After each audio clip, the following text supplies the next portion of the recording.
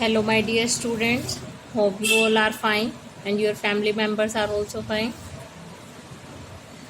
Now, we will start exercise 3.4. Before doing exercise 3.4, we will study about the properties of these quadrilaterals. हम इन quadrilaterals की property के बारे में एक बार पहले रीड करेंगे. इनको रीड करने के बाद ही हम एक्सरसाइज को इजीली कर पाएंगे. ठीक है, एक बार आप सब मेरे साथ रीड करेंगे. क्वाड्रिलेटरल में फर्स्ट है पैरेललोग्राम. क्वाड्रिलेटरल तो आपको क्लियर ही है. क्वाड्रिलेटरल बोलते किसको है? Closed figure having four sides. Four sides की फिगर को क्या कहते हैं आप? क्वाड्रिलेटरल. तो अब उसमें फर्स्ट टाइप दिया उसने पैरेललोग्राम. अभी आपने प्रीवियस एक्सरसाइज में पैरेललोग्राम की सारी प्रॉपर्टी पढ़ी है, फिर भी एक बार देखेंगे. A quadrilateral with each pair of opposite sides parallel. Opposite sides कैसी होती हैं? पैरेलल. अभी देखो इसकी प्रॉपर्टी क्या बताई है. Opposite sides are equal. First property. Second property opposite angles are equal. Third property क्या है? Diagonals bisect one another, means bisect each other. एक बार आपने इन प्रॉपर्टीज को ध्यान से रीड भी करना और लर्न भी करना. Opposite sides are equal, opposite angles are equal, diagonals bisect one another. Okay, ये हमारी प्रॉपर्टीज हैं किसकी बेटा? पैरेललोग्राम की.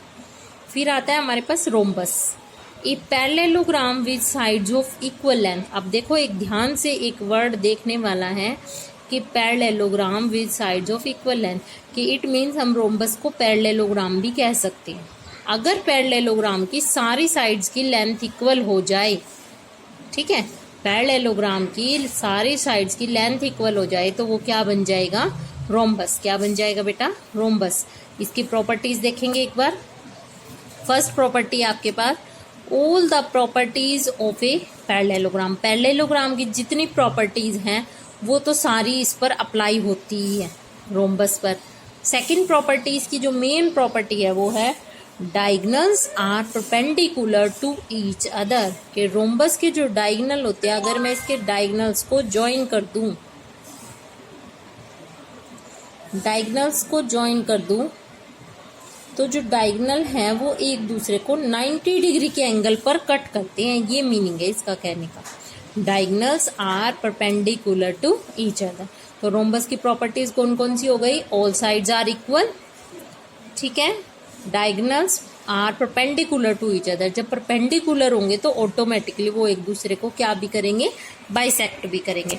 अब आपने इसमें एक प्रॉपर्टी अपनी तरफ से नहीं बना देनी है कि अगर सारी साइड इक्वल है तो सारे एंगल्स भी इक्वल होते हैं. नहीं, रोम्बस के अंदर ऑल साइड इक्वल होती है बट ऑल एंगल्स इक्वल नहीं होते. रोम्बस के ओनली अपोजिट एंगल इक्वल होते हैं. कैसे एंगल इक्वल होते हैं? Opposite.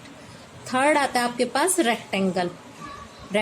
A parallelogram with a right angle. देखो बेटा, इसने इसको पैरेललोग्राम भी बोला है कि हम रेक्टेंगल को पैरेललोग्राम भी कह सकते हैं. अगर पैरेललोग्राम के सारे एंगल कितने डिग्री के हो गए? राइट एंगल बन गए, 90 डिग्री के हो गए, तो वो क्या बन जाएगा? एक rectangle.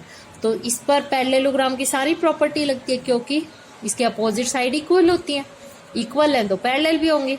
Each of angle is a right angle. सारे एंगल कितने डिग्री के होते हैं? 90 डिग्री के होते हैं. और डायगोनल्स आर इक्वल. इसकी अलग प्रॉपर्टी क्या है पैरेललोग्राम से? कि इसके डायगोनल इक्वल होते हैं. उसके डायगोनल्स क्या कर रहे थे? सिर्फ बाइसेक्ट कर रहे थे. और इसके डायगोनल्स कैसे हैं बेटा? इक्वल. इट मीन्स के एम किसके इक्वल होगा? एल एन की. के एम किसके इक्वल आएगा? एल एन की. ओके, नेक्स्ट है बेटा square. A rectangle with sides of equal length. हम स्क्वायर को रेक्टेंगल भी कह सकते हैं अगर रेक्टेंगल की सारी साइड इक्वल हो जाएं, क्योंकि रेक्टेंगल के 90 डिग्री के एंगल तो होते ही हैं पहले से ही. अगर रेक्टेंगल की सारी साइड इक्वल हो जाएं तो वो क्या बन जाता है? एक square.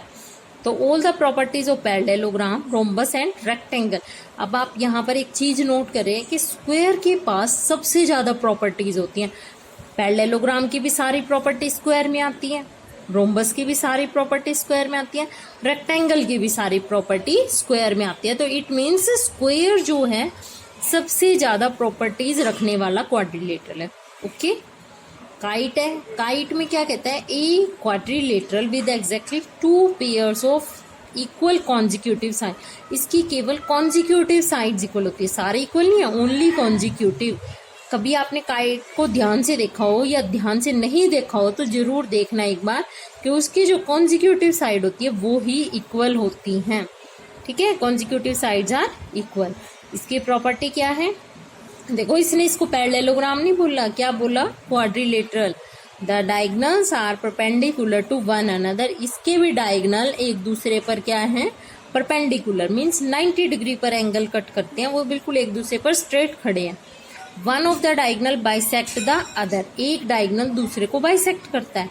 In the figure M angle B, means constant है ये एम, एंगल बी जो है किसके इक्वल होगा, डी के, बी एंगल किसके इक्वल होगा, डी के, but A angle is not equal to सी।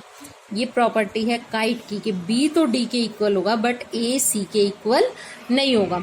एक बार आपने इन प्रॉपर्टीज को अच्छे से रीड करना है, रीड करने के बाद आपने इनको लर्न जरूर करना है, क्योंकि सब कुछ बेटा सारा चैप्टर ही वैसी प्रॉपर्टीज पर बेस्ड है और exercise 3.4 specially based on these properties. Okay, clear? Now start our exercise 3.4। 3.4 exercise का क्वेश्चन नंबर 1 एंड 2 आपको बुक में ही फिल करना है। क्वेश्चन नंबर 1 की स्टेटमेंट देखो, आपने रीजंस को समझ लेना है। स्टेट वेदर ट्रू और फॉल्स, ट्रू और फॉल्स लिखने।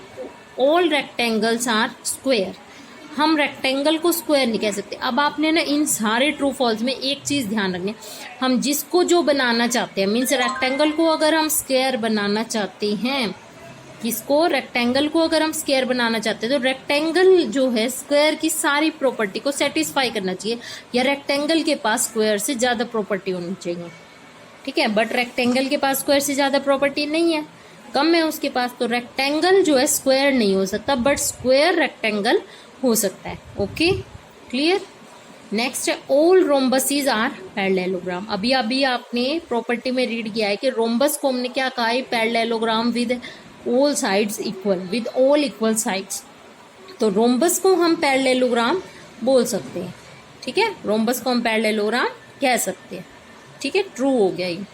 All squares are rhombuses and also rectangle, ये भी ट्रू है क्योंकि स्क्वायर के पास सबसे ज्यादा प्रॉपर्टी है, स्क्वायर रोम्बस भी बन सकता है और रेक्टेंगल भी हो सकता है, ठीक है, क्योंकि स्क्वायर इन दोनों की सारी प्रॉपर्टीज को क्या कर रहा है, सेटिस्फाई कर रहा है, रोम्बस की प्रॉपर्टी को भी और रेक्टेंगल की प्रॉपर्टी को भी सेटिस्फाई कर रहा है। ओके, ट्रू है ये फैक्ट। नेक्स्ट बेटा, all squares are not parallelogram, सारे स्क्वायर पैरेललोग्राम नहीं होते, तो ये फॉल्स है क्योंकि स्क्वायर तो पैरेललोग्राम हो सकता है, स्क्वायर पैरेललोग्राम बन सकता है बट पैरेललोग्राम स्क्वायर बनने के लिए उसको कंडीशन सेटिस्फाई करना पड़ेगा।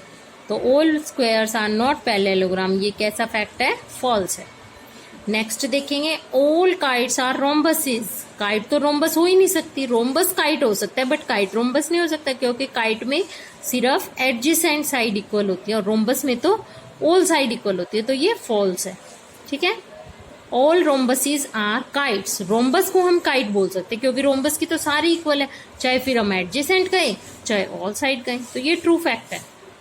उसके बाद देखेंगे बेटा, all parallelograms are trapezium, trapezium की फिगर आपने पिछली एक्सरसाइज में पढ़ी थी, ऐसी होती है, कुछ इस तरीके की फिगर होती है ट्रेपीजियम। तो कह रहा है ऑल पैरेललोग्राम्स आर ट्रेपीजियम, क्योंकि पैरेललोग्राम के तो दो पेयर जो होते हैं वो पैरेलल होते हैं और ट्रेपीजियम में तो एक ही होता है, इट मीन्स पैरेललोग्राम के पास ज्यादा प्रॉपर्टी है, तो पैरेललोग्राम ट्रेपीजियम हो सकता है बट ट्रेपीजियम पैरेललोग्राम नहीं हो सकता, तो ट्रू है ये।